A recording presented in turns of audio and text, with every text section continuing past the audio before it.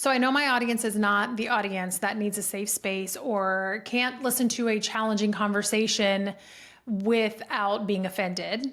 I know that's not you guys, but just in case we have any new listeners or anyone that has not heard the show before, today's episode is going to be one that challenges you, and you're going to learn a lot of new things, but we're talking about something that has affected nearly all of Americans. We're diving into children's rights. We have Katy Faust on again today. She is a repeat guest. Last time she was on, we talked a lot about IVF and how that violates children's rights, but her organization that she founded, Them Before Us, which is a global movement to defend children's rights to their biological mother and father, they go through a lot of other things that violate children's rights, just like divorce does, just like surrogacy does, IVF. Obviously, we touched on that, and we touch on it a little bit again in this episode. Same-sex parents. There's so many things that we think of as kind of a topic that we just don't want to talk about because it can be offensive to someone. All of us have been affected by divorce in some way, shape, or form. We know somebody who's been divorced. We've been divorced ourselves. Maybe our parents have been divorced. Well, often a lot of us know somebody who has gone through IVF, or we have gone through IVF ourselves. That does not mean that your perspective cannot change. And I want you to listen to this.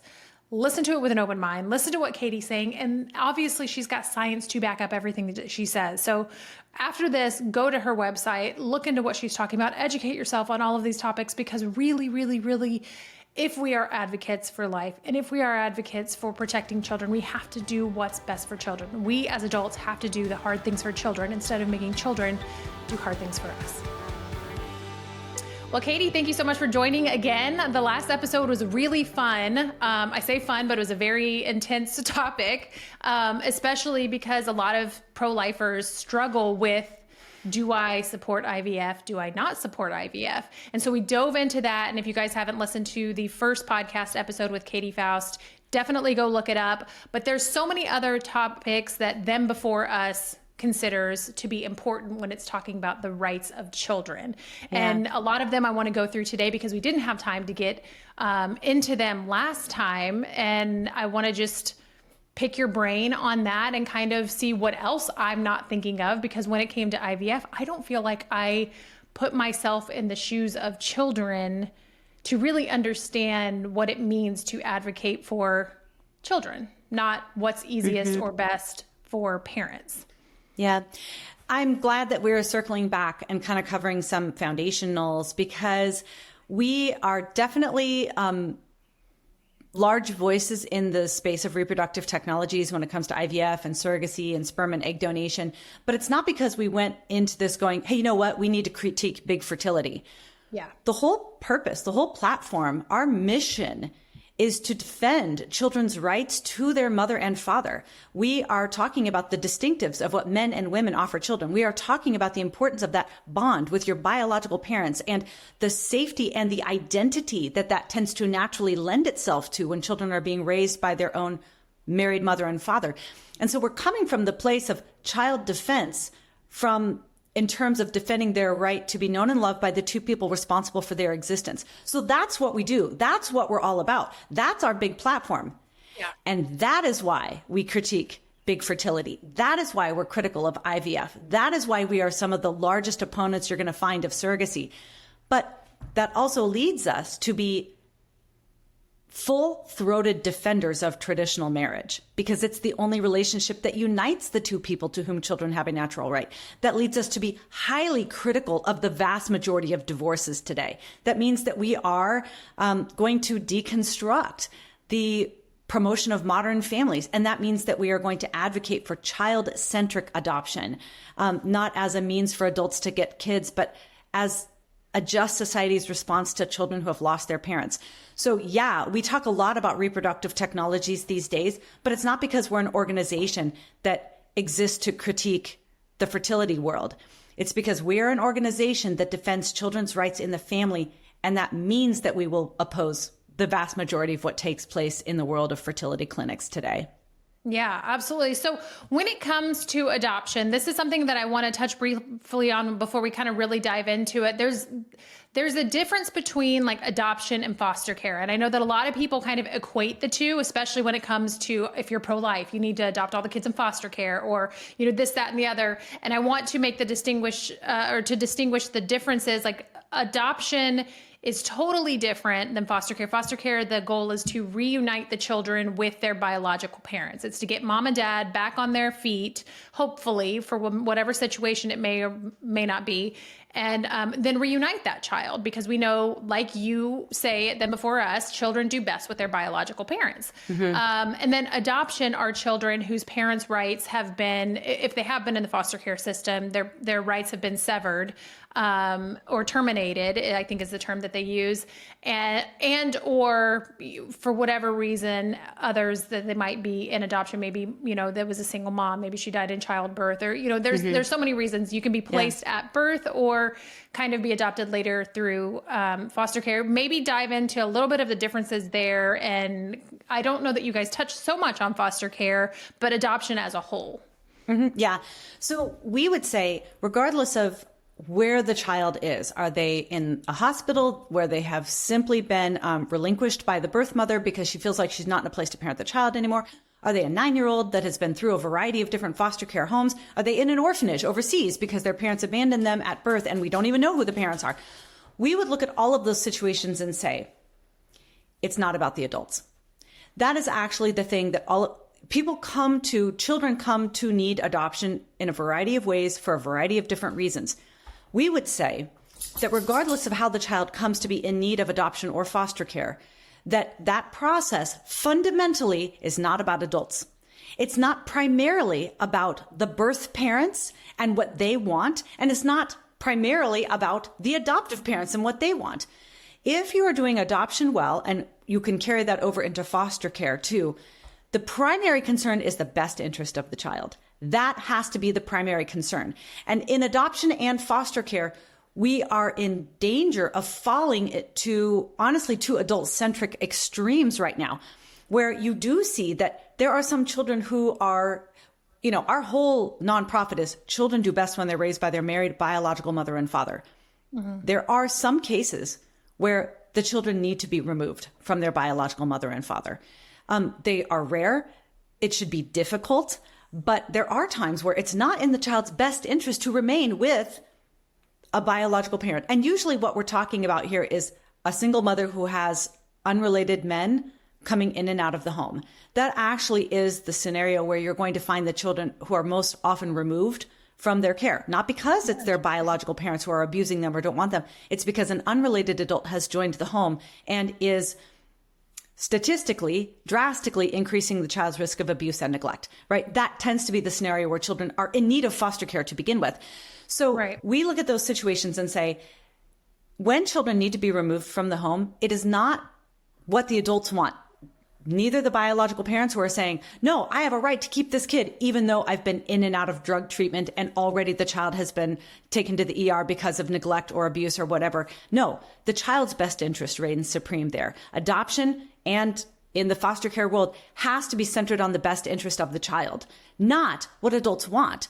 And so, yes, there is absolutely a place for foster care to work in any situation possible to reunify the child with their biological parent. And sometimes that's not in the child's best interest. Sometimes it is in the best interest of the child to say, we've had 4 tries, and each time the child is returned to the home, they regress in school, they come back with bruises, and it is it is now time for the child to be placed with a vetted, screened, permanent home of a mother and father who's going to be able to love them and graft them into their family as if the child had been born to them.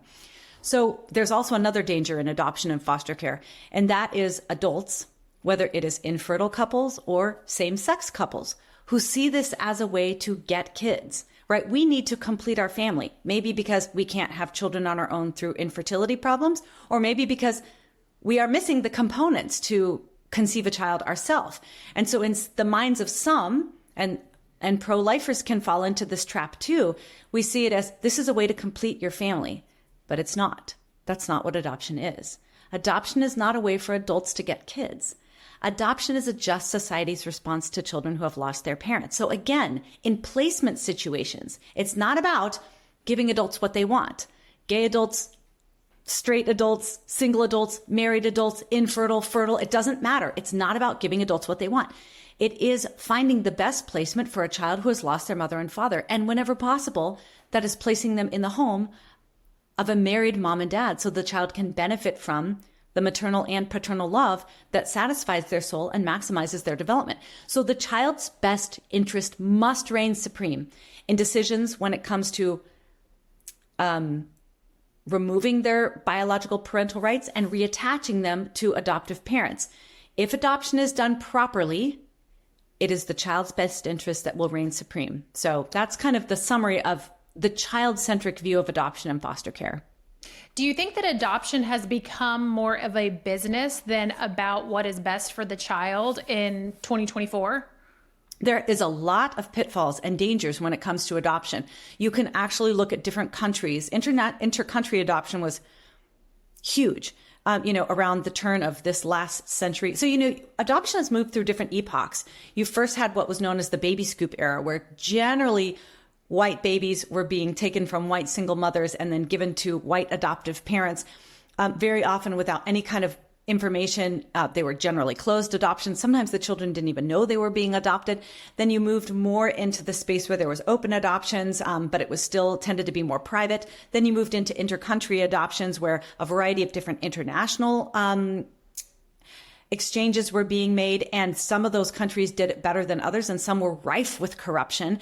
And then obviously when the pro-life movement was making gains, there was the movement towards more infant placements during unplanned pregnancy where the mother was in charge and was involved, and oftentimes it was an open adoption. And now we're moving into the place where there's very few inter-country adoptions, but higher rates of foster care and foster to adopt taking place as well. So you've got adoption changing and taking shape, and there have been problems. I think distinctions with each of those different areas in terms of pitfalls where the child's best interest is not reigning supreme, either because there was coercion on behalf of the birth mother, right? Where instead of supporting the birth mother to parent and mother her child, we said it would be better for this child to be removed from you and placed with a wealthy, stable, married mother and father. Maybe that was the best interest sometimes, but not all the time. And yes, money is also a factor when it comes to adoption. But the difference is that in adoption, we actually have decades of safeguards and best practice to do whatever possible to make sure that money is not influencing placements and money is never going directly from intended parents to the birth parents. So before I was a mom, I was the assistant director at the largest Chinese adoption agency in the world.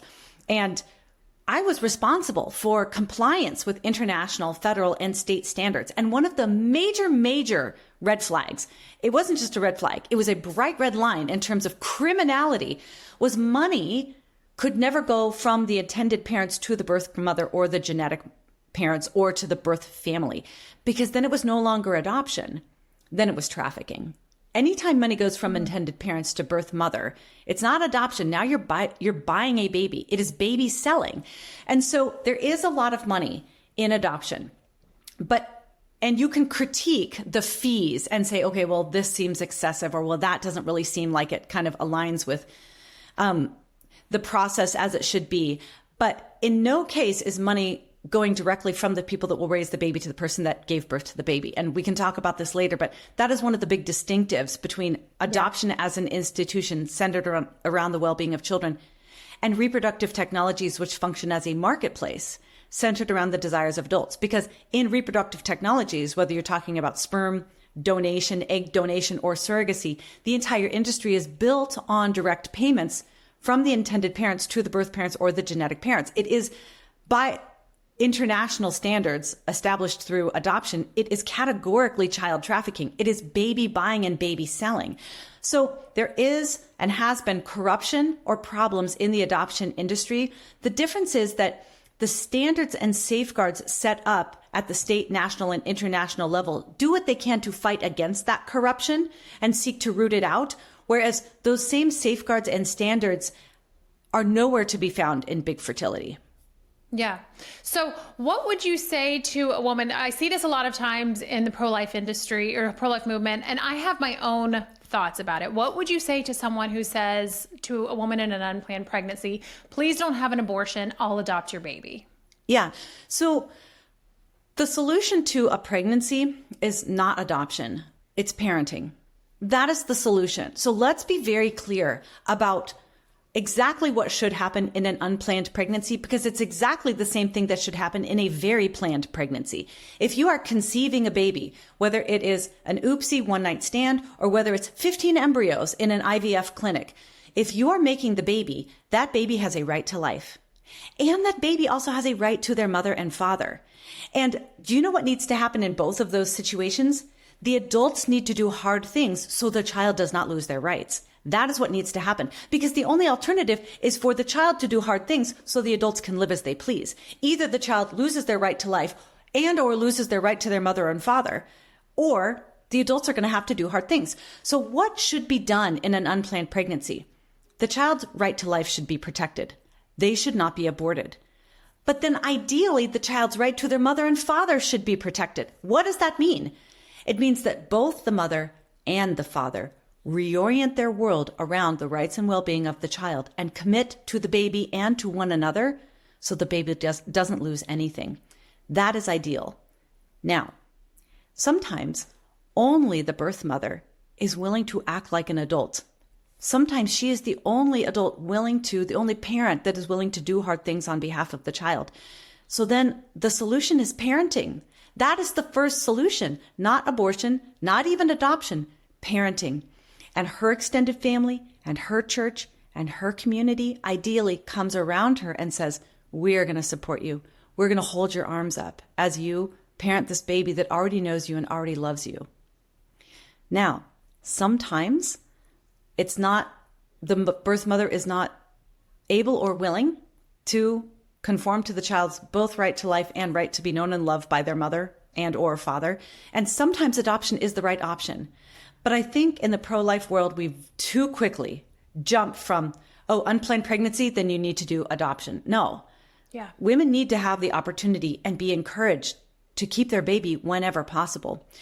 You know, I've had this conversation on Abby Johnson's podcast because she and I are both adoptive moms and we are both extremely pro-life, obviously. And, you know, when we talk about how there's actually drawbacks to adoption, it's hard on kids. Adoption begins with loss. And you're actually working against the biological systems that God has established to bond mother and baby. That baby, in essence, loses the 9.5-month head start that they get by already knowing and loving the woman with whom they have been in relationship since their conception. And then when you take that baby and you place them with a new mother and father, sometimes it is not smooth for the child or the parents because you actually are missing out on one of the greatest biological and chemical features of motherhood by starting at birth day one versus conception day one. And so Abby and I talked about, as adoptive moms, how we see that in our children, that it's been hard on them to have a life that began with loss. And I will tell you the blowback that she got just because we recognized, hey, adoption is not ideal. Ideally, the child stays with their mom and dad and are raised with their mom and dad for life. Adoption is redemptive. Adoption is a just society's response to children who have lost their parents. Adoption is adults doing hard things on behalf of children, but it does not come without a cost. And, you know, we have an entire chapter on adoption in our book, Them Before Us, Why We Need a Global Children's Rights Movement, that talks about how even though adopted kids, even if they're adopted at birth, they are raised by parents who are more stably married, wealthier, have more education, and statistically even spend more time with them than the average intact nuclear family. Adopted kids still fare worse when it comes to academic outcomes, when it comes to mental health and emotional health issues, because there really seems to be something critical about that mother-baby bond. And if you mess with that bond, you really can hinder them for life. So as pro-lifers, we should be able to recognize children have a right to life. They should never be aborted. But adoption does not come without a cost for children either. Yeah, We live in a broken world. Sometimes adoption is going to be necessary. But honestly, there has been too much minimizing of the importance of that mother-child bond for too long, sometimes in the name of stamping out abortion. And it has worked against us. It has not helped adopted children who are struggling. It has not helped adopted mothers who are wondering, why is it hard? Why is this harder to bond with this baby than it is to bond with my other children? And it certainly has not helped us when it comes to pro-lifers going into critiquing reproductive technologies with a very clear eye, because we have, in essence, diminished the importance of that critical bond in utero in the name of fighting abortion. This is so interesting to me because everything you're saying, I'm like, yes, this is so accurate. I fell into the camp of saying, if you're going to have an abortion, please I will adopt the baby. I'll take the baby. I mean, I used to think that, and I used to think that that was the loving thing to do. And then the more I got in this movement, the more I saw the reasons women were having these abortions, whether it's finances or schooling or daycare or abusive partner or lack of a partner, not knowing who the father is, all of these situations. I'm like, me adopting the baby doesn't fix any of those situations, but I've kind of grown to looking at it as, why don't we adopt mom and baby? Why don't we put our arms around her and support her and love her so that she can parent, so that she doesn't feel like that's her only choice. When you make her feel like that's her only choice and like finances are an obstacle, then of course she's going to say, okay, you're right, I can't afford this baby the way you can, here, please give them a good life. But if you're like, hey, I will help you. We will raise money for you. We will find resources for you. We will be there for you. To me, that is the most pro-life thing. That is the most loving and pro-woman thing that we can do. And it's us doing hard things on behalf of children, And adoption is a hard thing as well. I'm not saying that that's not a hard thing necessarily, but I think when it comes to being pro-life, a lot of times, I see the people outside with a sign, and I know that they're well-intentioned and well-meaning when they're saying, I'll adopt your baby. I just don't think that that's the thing that we need to be jumping to first. I think that's last resort. Right. And it is a last resort. This is a tragic world. Unfortunately, there's always going to be a need for adoption because children will lose their parents tragically, or because a mother and or father are not in the place to raise the child and maybe shouldn't in some cases. But in the vast majority of cases, parenting is the answer, not abortion and not even adoption. And, I say this as an adoptive mom. And my good friend, who's also an adoptive mom, says adoption is divine plan B. It is amazing how God brings together families, even in adoption. But that doesn't mean that we should over-romanticize how adoptions originate, which is massive loss for the baby and very often massive loss for the mother as well. This is so good. I mean, really so good. And I'm like only maybe 2 questions into what we're talking about. And I feel like, we probably need part 5, part 3, 4, and 5 when we go on. So when it comes to somebody maybe wanting to adopt or join foster care and be a foster parent, in order to say, I want to do hard things for children versus I want to adopt for me, or I want to join foster care for me and to make me feel good about myself, or what are a couple of steps that people can take to make sure that they're doing the hard things for babies when entering those worlds? Yeah, such a good question. So you have to do it for the child. It really has to be in their best interest. You are doing it because they are burdened and you are going to share their load. You are going to be burdened on their behalf. And, there are waiting lists for white drug-free infants like that. I don't want to say that's not a hard thing, but there's plenty of people that want those babies. There's not enough people for the hard cases, for the sibling groups, for the older kids, for the disabled kids, for the ones that have been in the foster care system or in the orphanage for a while. And you have to go into those kinds of things, not because you think, oh, we want another baby or we want to complete our family. You need to be called to it. This is a calling situation. You need to say, am I being called to shoulder the lifelong load for a child who perhaps may never be fully healed from the kind of trauma that they experienced in their early life, but the alternative is for them to bear that burden alone. And that's not something I'm okay with. Powerful. Instead, I will accept some of the burden for them and do whatever I can to graft them into my family in a way that seeks to mend their wound rather than forcing them to deal with the infliction of that wound alone, or maybe in a situation that is tumultuous, unstable, or perhaps even be placed with or trafficked. I don't want to jump to the extremes, but the reality is that a huge percentage of children who are trafficked come from fatherless homes, and many of them came out of foster care. If a child does not have that stable, loving, committed family, they are so vulnerable. They are so vulnerable to all kinds of victimization. And so being called to foster and being called to adopt is noble, and it is if you're a Christian, one of the most tangible, beautiful expressions of the gospel that you're going to be able to find. But it is not about you. You have to go into this understanding, I am about to be burdened, and not just me, but if you've got other children in your home, it will burden my other children as well. Why? Because this child is carrying such a massive burden that of course it's going to be distributed across your much more capable shoulders, so their tiny little shoulders don't have to figure it out themselves. So I am a champion of adoption, especially challenging adoptions, but you have to go into with the mindset of, this isn't about me, this is about them. Yeah.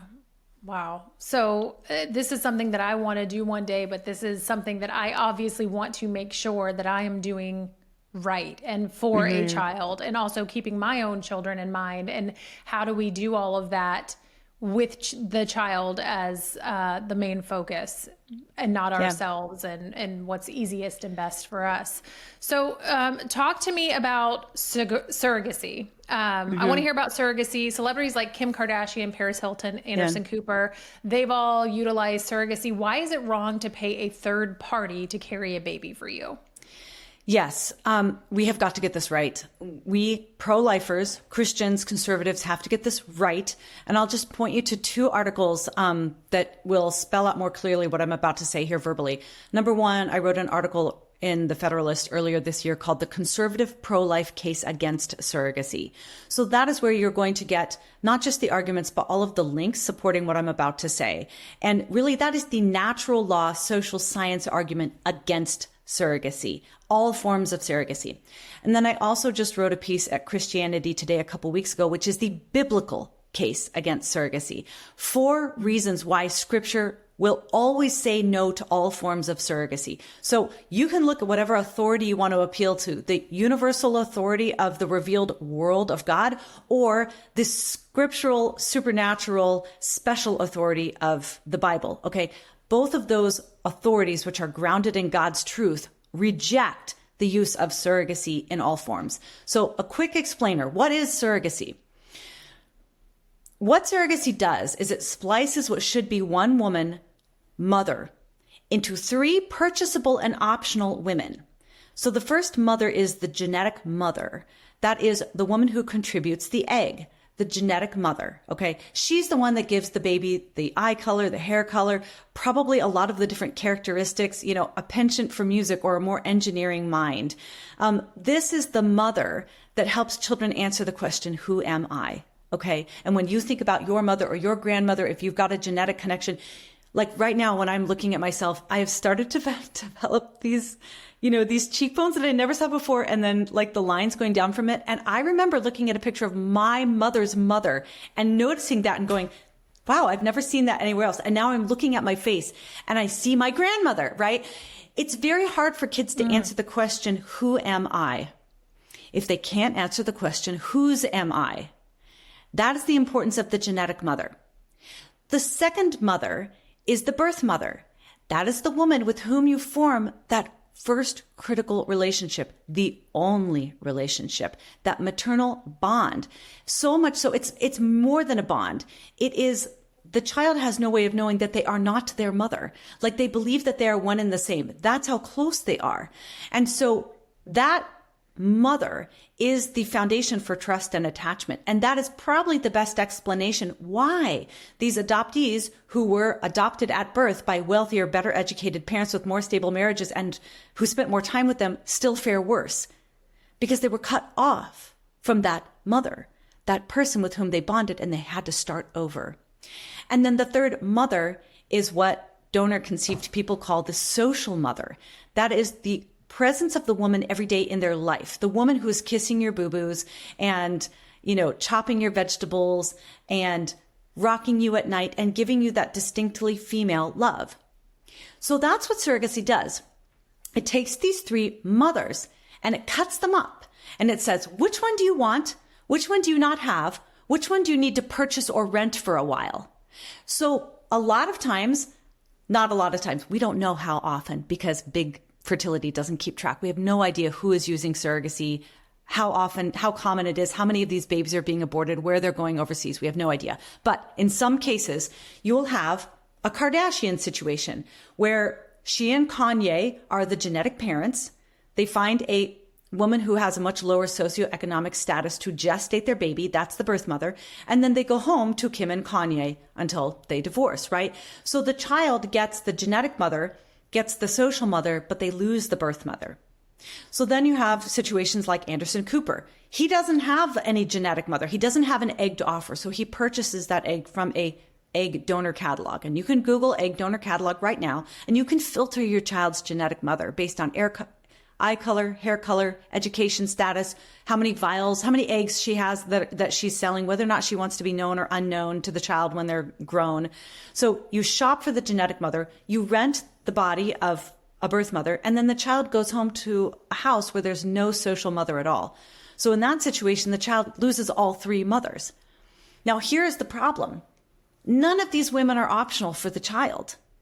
Children need all three of them. They need their genetic identity. They need that continuous relationship with their birth mother. They need a physical woman in their home every day, loving them, forming their development in ways that their father will not, meeting their need for that distinctly female love. And if that mother is not found in the same person, the child experiences loss, right? If you're splicing these three women into three different components, the child is losing something that they need and that they are made for. Now, this is where Christians need to have a big problem with this, because what we are saying, unlike adoption, where the intended parents are seeking to mend a wound because the child has suffered tragedy or because the birth parents were unable or unwilling to parent the child, and the adoptive parents come in and seek to mend the wound, we are inflicting the wound. Surrogacy creates the wound. Surrogacy forces children to lose 1, 2, or 3 of their mothers because an adult wants it that way. And that's an injustice. It's an injustice to ask children to sacrifice on behalf of adults. And that's what surrogacy does in 100% of cases.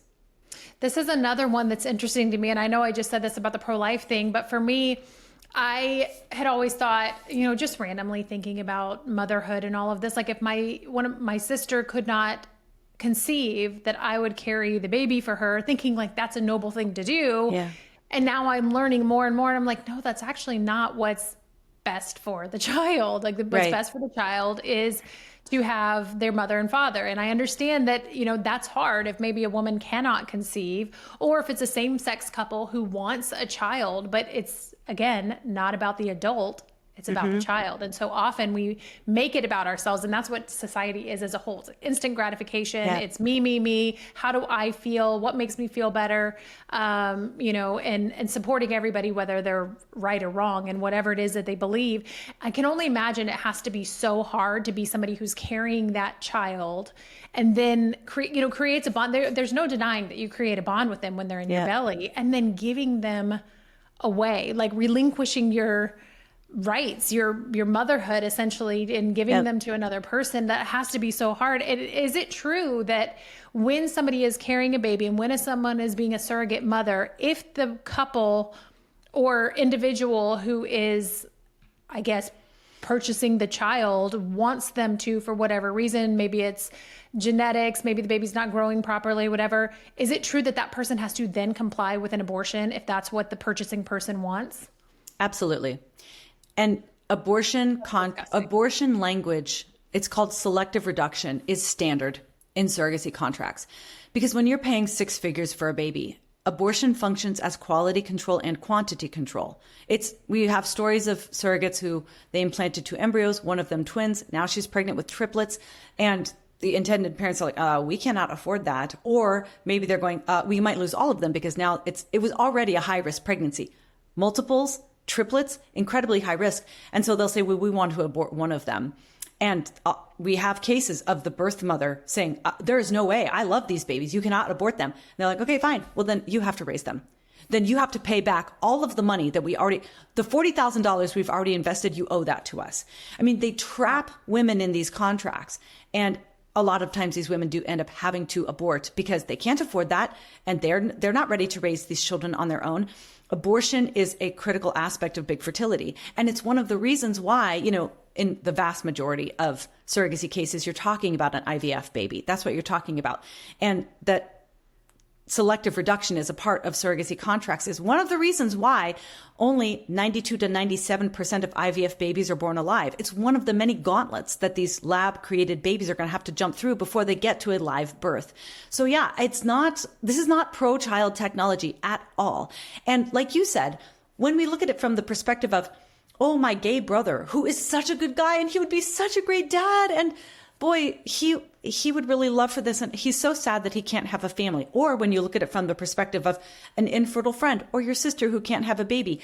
If you look at this from the adult's perspective, all kinds of things are permissible. And if we let the adults who want a baby be sort of the central character here and the victim around which we need to rally and protect, then of course, surrogacy in a lot of different forms is permissible. For that matter, artificial wombs are going to be permissible when they come on the scene in another 5 or 10 years. But if you look at things from the child's perspective, if the child is the victim, if it is their best interest that we elevate to the highest position, then we see that no kind of surrogacy is ever permissible because it always forces children to sacrifice something that they need, long for, and have a right to, so that adults can have something they want. You touched on this before, but your website says other than timing, there's often no legal difference between child trafficking and commercial surrogacy. Explain that to me. Yeah. So it is a regular occurrence for children to go home with unrelated adults created through surrogacy. Again, we don't know how many because nobody's keeping track. There's no requirement for big fertility to share even what they do with all these surplus embryos, so we don't know. But what we do know is that you can do anything you want in this, in this industry. You can purchase just the egg. You could purchase just the sperm. You could purchase an already created embryo. You could swap your own embryo, trade it to somebody else, and you can implant it in a surrogate. And so the children go home with unrelated adults is no big deal. It's actually encouraged it's actually required in some intended parent situations. So the fact that children are going home with somebody that's not their biological mother or father, or maybe they're going home with 1 or 2 or 3 completely genetic strangers, no big deal. So what is a big deal is if you sign a contract to create a surrogate pregnancy after the conception has taken place, because that is where, I guess, in the minds of the industry, you have now traversed from the I'm helping somebody build a family to, oh, you're selling babies. And we actually have a situation of a lawyer named Teresa Erickson who did this very thing, right? She was creating pregnancies through, Eastern European surrogates with, whatever sperm or egg she could find or leftover embryos. And the baby would develop to be 3 or 4 months old. And then she would find somebody and say, oh my gosh, somebody come and get this surrogate baby. It's already 6 months developed. The original parents backed out. Now you can have it. And so then those parents would take the baby home. But she was convicted of child trafficking because if you create the contract after the baby has been conceived, that's considered baby selling. But had she just signed that contract before the babies were conceived and implanted, then it would have been a valid surrogacy contract. Nothing has changed. Money is still changing hands. The child's still going home with unrelated adults who do not go through background checks or screenings like adoptive parents do. I mean, to the child, there's no difference. It's just a 3 or 4 or 5 or 6 month different in when the contract is signed. I mean, it's absurd. It's absurd. I mean, this is the designing and selling. It's a marketplace of children. That is what surrogacy is.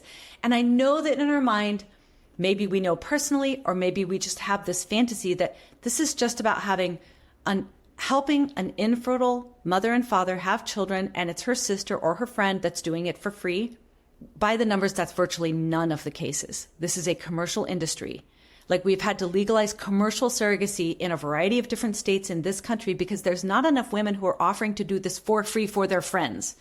There's a huge demand for custom ordered baby, and that requires women who are willing to sell their bodies. There's a quote on your website that's from a child of surrogacy I want to read. It says, "I don't care why my parents did this. It looks to me like I was bought and sold. You can dress it up with as many pretty words as you want, but the fact is that someone has contracted you to make a child, give up your parental rights, and hand over your flesh and blood child. When you exchange something for money, it is called a commodity. Babies are not commodities. Babies are human beings. Often we aren't thinking of the babies in the situation or how it will affect them as they become adults." Like, that's really scary. Yep. And this, again, comes back to a huge distinction between adoption and surrogacy. And that is, surrogacy is built on direct payments from intended parents to birth parents. Like, you hear the word sperm donor and egg donor. Let's be very clear. Nobody's donating anything. Everybody is selling sperm and buying sperm, selling exactly eggs right. and buying eggs. Nobody's donating. This is a marketplace. You can Google sperm donor catalog and egg donor catalog right now. You can shop and filter your child's genetic mother or father just like you're filtering a designer purse on Amazon. Okay, this is a marketplace, and it's the same thing with surrogacy. You are directly paying a woman to hand over her parental rights for money. That is what this is. I make this case in the Christianity Today article where I talk about why Christians need to be against surrogacy. And that is, in adoption, we are mandated as Christians, especially, to care for orphans. One of the ways we do that is through adoption. The baby is born. The parents tragically are absent, or they die, or they relinquish their rights. And then you create an adoption plan. They relinquish their rights. Then the baby is adopted. What happens in surrogacy is you actually legally orphan them before conception. You are legally creating orphans. Okay, so adoption cares for orphans, and surrogacy and reproductive technologies, it creates orphans. That is what's going on. So very, very far from our mandate to care for the fatherless, you are creating motherless and fatherless children through reproductive technologies.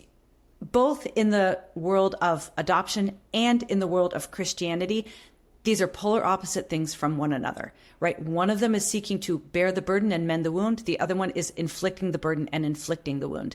So even though these two situations, maybe the child is being raised by unrelated adults, but from a child-centric perspective, they are polar opposites from each other. So, Katy, let's get really controversial here. True or false? Children who have same-sex parents fare no different than children with heterosexual parents. This is a great question. And the answer is false. Like, there is a massive difference. We spend all of chapter 6 in our book on same-sex parents debunking this claim that kids with two moms or two dads fare no different. Because in the lead up to Obergefell, there was this rush of studies that showed that kids with two moms or two dads fared no different or even better than kids raised by their married biological parents. So there's a couple problems with that. Number one, there has been, and for decades had been before this, a sociological consensus that a child's own biological mother and father married to each other creates the best outcomes for kids. And then within the course of 10 years, you had this massive reversal of going, actually, biology doesn't matter. Gender doesn't matter. None of that matters if it's a same-sex headed household. Now, scientific consensus does not change that quickly about something especially as well established as the natural family structure. So that should have been one alarm bell. But the other thing that I say to people regularly is it's so fascinating because whenever you are not studying same-sex parenting, what we see consistently is biological parents advantage their children in ways that unrelated adults do not, as it relates to connection, investment, and protection with the child. Whenever you're not studying same-sex parenting, we see that mothers and fathers offer distinct and complementary benefits to children. Moms do things that dads don't do. Dads do things that moms don't do. And we also see that when you're looking at children of adoption, children created through sperm or egg donation, children of divorce, or children who have lost a parent to death, all of those children even if they end up being raised by heterosexual couples, they still do not fare as well. There is a toll that parental loss takes on you regardless of how you lose that parent. So then I say the crazy thing is that once you're studying same-sex parenting, magically, none of that matters anymore. Now, biology doesn't distinctly benefit children. Now, an unrelated man or an unrelated woman, they benefit that kid just as much as anyone else. Now, magically, moms and dads don't have anything distinct to offer. Now, two women can do whatever a man and woman can do, and two men can do whatever a man and woman can do. And magically, parental loss doesn't affect the child at all. Because the only way you can get into that same-sex headed household is if your mom or dad dies, your parents divorce, you are abandoned and adopted, or you're created through third-party reproduction. So you can look at this just from a common sense perspective and be like, how could it be that sociologists have found no difference when it's kids raised by same-sex couples? And the answer is the research is biased. And that's what you find when you dig into the methodologies used to come up with those no differences studies. You see, this is not the gold standard of the scientific method that you learned in middle school, right? They're small sample sizes. They're not random. They're recruited. They don't actually measure outcomes for kids. They just measure how the parents think their kids are doing. Oh, your kids love having two dads. They don't care that they don't have a mom. Great. I guess they fare no different. I mean, like, it's almost absurd. The majority of these studies are just so patently designed for a political outcome. It's not really good research. So the good news is we do have the good research. There are some robust studies that have been done surveying outcomes of kids with two moms or two dads. And what we find is there's actually a massive difference in how these kids fare. And unsurprisingly, they don't fare as well. It's so interesting to me because obviously society is really pushing this narrative that those who have same-sex parents are, like you said, they're just fine and they're going to do well. And, you know, at least they have parents, two parents in the home. But when you really dig into it, and interestingly, a lot of times this is from the party who, you know, touts the science. When you really dig into the science, it kind of debunks all of these claims. And obviously this is no knock on anyone. I have my beliefs. Personally, I am a Christian. I believe men and women go together. That is wholeheartedly what I believe. And I believe in biblical marriage. However, there are instances that you have even shared before where sometimes if it means having no parents at all or having a same-sex parents, then obviously you would choose that, even if that's not necessarily ideal. Right. But we still have to acknowledge the fact, regardless of who the parents are, just like children who are adopted into families with moms and dads, we still have to acknowledge that that's going to be hard on that child. There is still trauma that's going to be there. There are still downsides to it. And I think that's okay to admit that. You know, if you're a same-sex couple and you're going to adopt a child, regardless of anybody agrees or disagrees with you, you still have to acknowledge what that child is going to go through when they're in your home being raised by you. Yeah. And, you know, adoption, if you're just talking about adoption has changed a lot in terms of how we frame it. You know, like I said, in the baby scoop era, it was like, no big deal. The child doesn't even need to know. Now, if you go through an adoption process, your home study, your social worker is going to say, hey, you have to be prepared for your child to recognize and experience the loss of adoption and the understanding of adoption in different ways at different times. And really what they're saying is, this is not a quick fix. You have to acknowledge what the child has lost.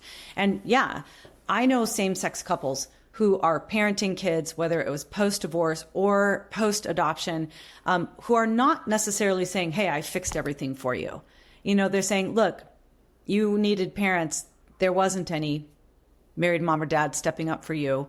And so, you know, we adopted you and we're so grateful to have you in our family, but we're not saying that, you know, mothers and fathers are interchangeable or optional. Like, and I see that with single parents too. Single parents going, hey, I know you've lost something that really, really matters to you. And you're not doomed, but hey, this has put some additional burdens in your path. And I'm sorry that your dad didn't do the hard work of like coming into your life. And we're going to do our best to make sure that the other men in this church or your grandfather is more involved in your life. But you did suffer a loss. And I'm sorry, because you deserve to have your dad be involved in your life together. Acknowledging that something has been lost and something that is missing. I think a lot of times we think, well, kids will feel bad if we say it. But the truth is the kid knows. The kid knows. And what's great is not being alone in that sadness or that grief or that wondering or those questions. Like the best people say to me all the time, okay, well, I am divorced and I do see how it's harming my kids, or I am in a same-sex relationship and now I understand like how much they needed their dad and we like cut him out because we thought that we could just get a sperm donor. And, you know, I say, they're like, well, what can we do? And I say, do whatever you can to make sure the kid's not alone in their grief. You're going to have to drop the defenses. You're going to have to be willing to say, your father and I should have done more to work it out. We should have worked harder to keep our marriage together, because now I see that there's a lot of instability in your life, and it does not help that now your father is on his third wife, and that has been really hard on you. And that is my fault. Your father and I should have done more to work it out. And sometimes you can't, you know, sometimes there really is an abusive situation or the marriage needs to end. But 70% of the marriages in the United States today are not dissolving because of high conflict, abuse, adultery, addiction. It is because there are significant things going on, but it's things that the parents need to work through and not the kids. So really, in all these non-ideal situations, it's the same. Adults should do hard things on behalf of children. If they can't, or when they didn't, they need to make sure that the child can name it. They should name it with them. They should enter into that grief and loss with the child, and make sure that they're the safest place and most hospitable place for that kid to voice their loss and ask their questions. So, but somehow we're running low on time again. And there's always so much that I'm like so fascinated by. And I know I'm like trying to pack a lot of topics into one, but talking about divorce, there used to be just at fault divorce, right? And then we created this no fault divorce and just saw divorce skyrocketing. What are divorce rates doing right now? And how has no fault versus at fault changed things? And obviously, when it comes to no fault, you say you don't need to get divorced. You need to work through your stuff. So what are divorce rates doing now? Well, in one sense, there's good news. Divorce is down. But that's because marriage is down. People aren't getting married. So there's not as many people to get divorced because people aren't getting married. Why aren't people getting married? It's because my generation that grew up at the peak of no fault divorce taught children something about marriage. And that is, it's dangerous. Marriage is so risky because you know what happens if you get married? As one child of divorce said, what divorce taught me is anybody can leave you at any time for any reason, and you're never going to see it coming. So this next generation, they don't want to get married. They want to shack up, or they just never want to don't want to, or are incapable of forming a relationship because they've never seen it work in real life. They never saw their parents work it through. And so we are actually we talk a lot about surrogacy at Them Before Us. We critique adult-centric adoption. We are critics of the rise of modern families, which just means child loss. Modern family is code for the child had to lose something to be in that family. But if you want to talk about by the numbers, the thing that is threatening the most children today, it's cohabitation. It's living with somebody without being married to them, especially living with an unrelated partner while you have children in the home. That is statistically the most dangerous place that a child can find themselves today. And so divorce has dropped because the generation of children who came up through the divorce boom has decided that was so painful, I'll never even put myself in a situation where I might get a divorce, so I will avoid marriage altogether. So you are exactly right. It wasn't always like this. We had, throughout history, most religions, most civil societies have recognized that there are reasons for a marriage to end. But it used to be a situation where we would say it ends when somebody is at fault, when somebody has broken their vow to be faithful unto death, to love and to cherish in sickness and health till death do us part. If somebody breaks that vow through adultery, addiction, abandonment, abuse, then that person's at fault. And we as a society and as a court system will reward the faithful spouse. We will reward the mom or the dad that's trying to keep the marriage together. We will penalize the spouse that broke the vows by not giving them custody or making them pay alimony or simply scorning them for running off with the secretary. So we don't do that anymore. Now we have something called no-fault divorce, which in no fault, as in nobody has to be at fault. We're just going to let this marriage end. And to be clear, what no-fault divorce really is most of the time is unilateral divorce. One person who says, I want out. I'm going to run off with somebody else. I've rediscovered myself. I'm going to live my true identity. I'm going to break the marriage vow. And there's no punishment. There's no scorn for that person, right? They get to run off and abandon their wife and children or their husband and children with no kind of court penalty. And largely, they still get 50% of custody or 50% of the assets or whatever it is. And so when we went from the at-fault model to the no-fault model, no surprise, divorce rates skyrocketed. And it wasn't because now suddenly all these women trapped in abusive marriages could finally get out of it. It was because people said, oh, okay, well, I guess marriage is just about making me happy.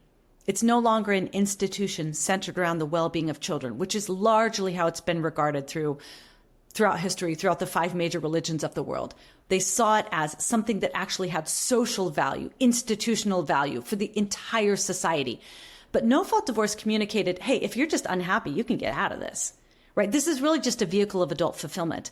And surprise, surprise, sometimes you're not fulfilled in your marriage. I've been in a marriage for 26 years. There are seasons where I'm going, I'm not as happy as I was last year. But the amazing thing is faithfulness means in a year or two, sometimes you're happier than you've ever been before. So no-fault divorce created this sort of easy out. Ryan Anderson is famous for saying, in some states, it's easier to get out of a marriage than it is to get out of your cell phone contract.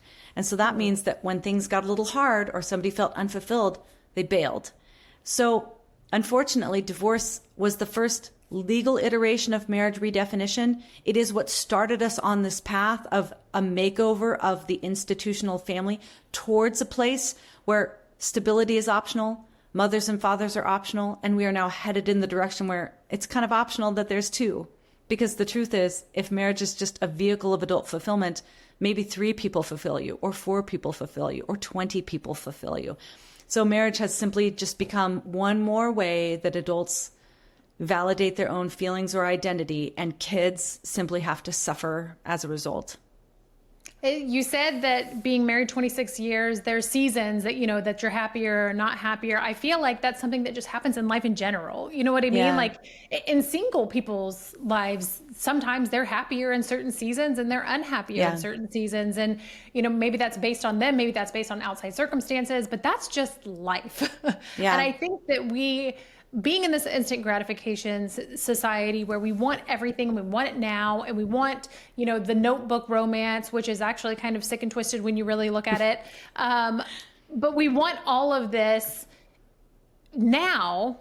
They don't want to work on a marriage. Mm-hmm. They don't want to do what it takes to make it work. They don't want to do the hard things. They want an out. And I see a lot of it too. I think celebrities sometimes normalize this because they put out these statements, it's these PR statements, which of course everybody's interested in a celebrity, their life and what they're doing. So the PR statement makes sense, I guess, in one way, but it's, we've just grown apart. There's nothing wrong. We're going our separate ways. Please respect us. We will be co-parenting. And it kind of just continues to normalize it because celebrities have so much influence as social media, whatever, it becomes more and more normal. And we're like, oh, well, this person that I really admire did this and they got out of their marriage because they just weren't fulfilled anymore. They just weren't happy in the moment, or they're probably making out with somebody else or doing things that are inappropriate on screen with somebody who's not their husband or wife, which they shouldn't be doing in the first place. And surprise, surprise, they gain feelings for that person. Brad Pitt, Angelina Jolie, those situations happen. And I feel like we don't really even look at it that way of like what they're doing is not normal. And going through life saying, I just want to be fulfilled is not the way that you are actually going to be fulfilled in life. Yeah. And I mean, I could quote a bazillion people here. We'll start with Jesus. You want to find your life, lose it. The best. Lose it. But then you can also talk about like Jordan Peterson, where he's like, if you look for happiness, you won't get it. But if you look for the voluntary undertaking of responsibility, you'll find meaning and happiness.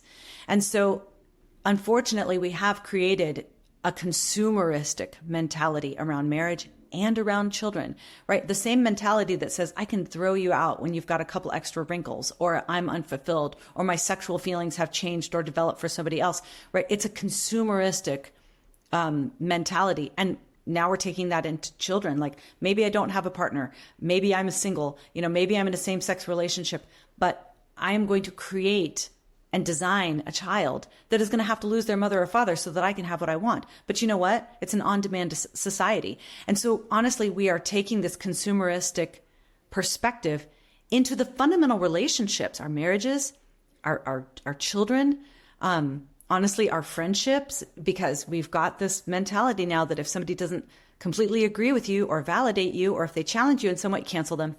They're toxic. You know what I mean? And like this, I am down for a good deal, and I do want the specific like color and size of the shirt that I am shopping for. But people are not items. People are not objects. Our friends are not. Our spouse is not. Our children are not. There is a little thing that human dignity grants us, and that is not to be treated as objects. And at Them Before Us, we talk a lot about how children are subjects of rights. They're not objects of rights. Children themselves have rights simply because of who they are, how they are made. They're made in the image of God. They have distinct dignity from the moment of conception. That means that you can't violate their right to life by forcing them out of existence through abortion. You can't violate their right to life by forcing them into existence through IVF. You can't violate their right to their mother and father just because you're not in a procreative relationship or you're single. Like, children actually have rights that deserve to be respected and protected by the only people powerful enough in society to do that, and that is adults. So yeah, there's all kinds of ways that we need to reorient and rewire how we think about marriage and family.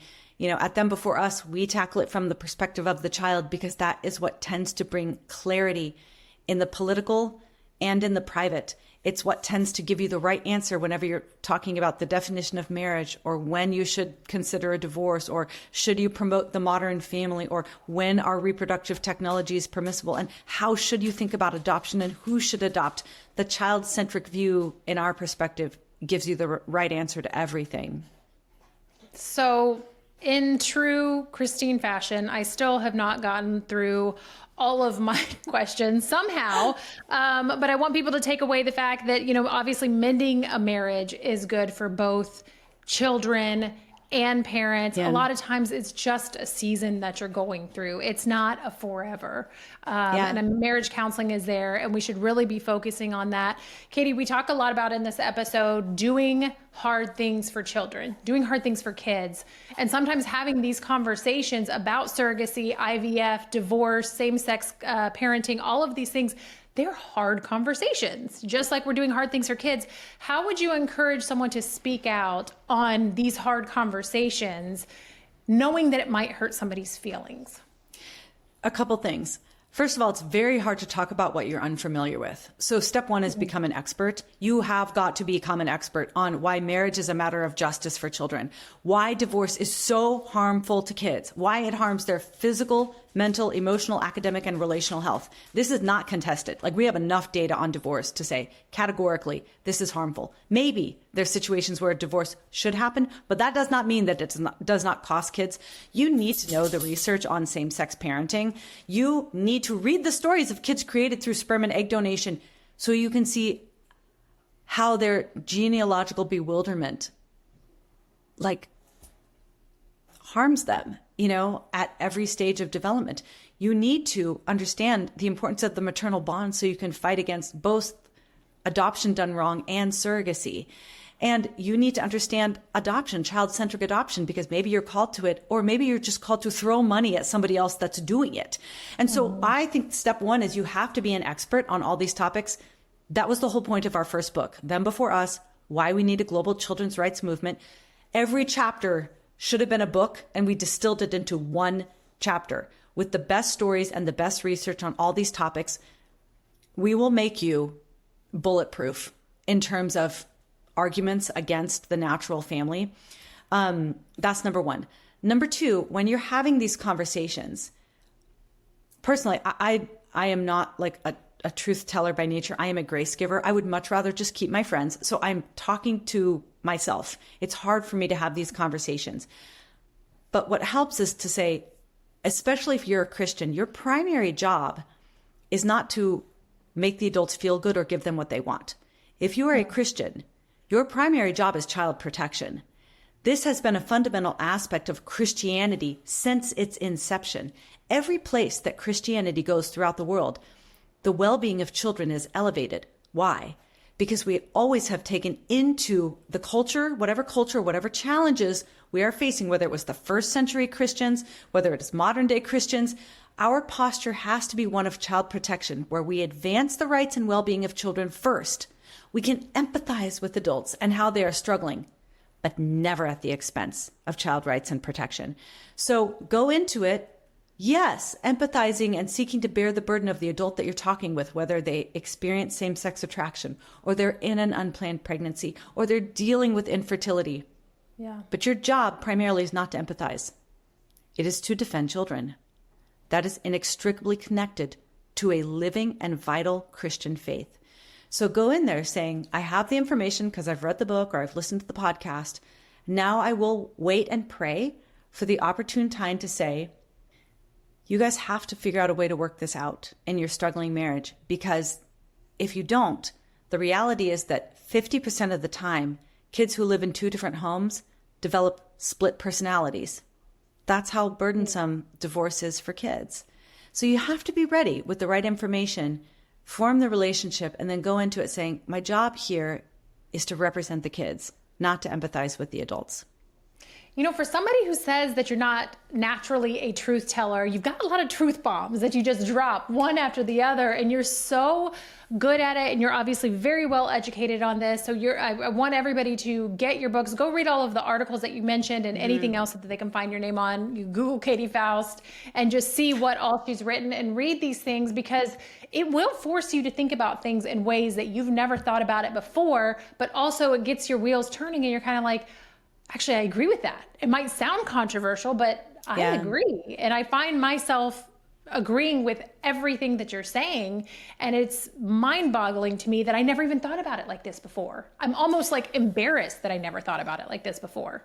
Well, that's what I'm saying. Like, looking at it from the child's perspective, it's not just clarifying, but if you really believe children have a right to life, which is self-evident, and if you believe children have a right to their mother and father, which could be even more self-evident, and then you take that into all the different questions about marriage and family and reproductive technologies and the ways that our laws are changing and our culture is changing, it is going to give you a lot of confidence when you speak, but also it is going to clarify a lot of issues that you thought, well, I didn't know I had an opinion about this before, but now I understand how it impacts kids, and now I know exactly what I should say and think about that.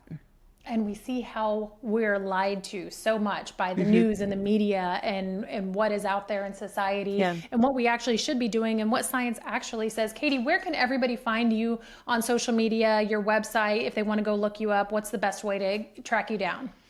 thenbeforeus.com. Go and subscribe to our newsletter because we have a bazillion things going on. Really, really amazing, exciting things. Awesome. Mind-blowing. I can't believe the kind of influence and opportunities we have. Thenbeforeus.com. I'm on Twitter at @advo_Katy, Katy. Then Before Us is on all the platforms, so you can go follow us in all the places. But yeah, like, come and join this fight. It's just you and me. Like, that is the hope for the future. Because there's not a lot of institutions that either have the clarity or the courage to do battle on behalf of children. But we have to, not just for the sake of individual children, but for the sake of society. This is actually at this point a matter of civilizational survival, whether or not we can fundamentally defend the rights and well-being of children so they can grow into thriving adults who can then make our country everything that it needs to be restored to. So honestly, pro-life, thank God, there's incredible organizations devoted to defending children's fundamental right to life. We are the only organization solely devoted to defending children's rights to their mother and father. Child's right to life ensures their survival child's right to their mother and father is going to lead to their thriving. So we have to have both get in on this mission with us. I am so grateful for what Them Before Us does, for all of your advocacy and what you're doing. I mean, we really need an army of people doing what you're doing. And I hope that more people jump on board. You are so right with if you want to restore this country, it really comes down to restoring family, which in part is protecting children and doing what's best for them and allowing them to grow up into healthy, functioning adults. Especially in today's day and age, we're seeing how people are growing up. You can just look at university campuses all over what's going on right now. Katy, thank you so much for joining. It is always a pleasure. You are so fantastic to listen to. I learn so much every single time. It's a joy to chat with you. Thank you for letting me speak to your audience. And we are so grateful for you. And we are so grateful for the stalwart defenders of children's right to life. Because these little babies, they can't protect themselves, right? And so all of us need to do hard things on their behalf. Amen. Thanks, Katy. Yeah, thank you.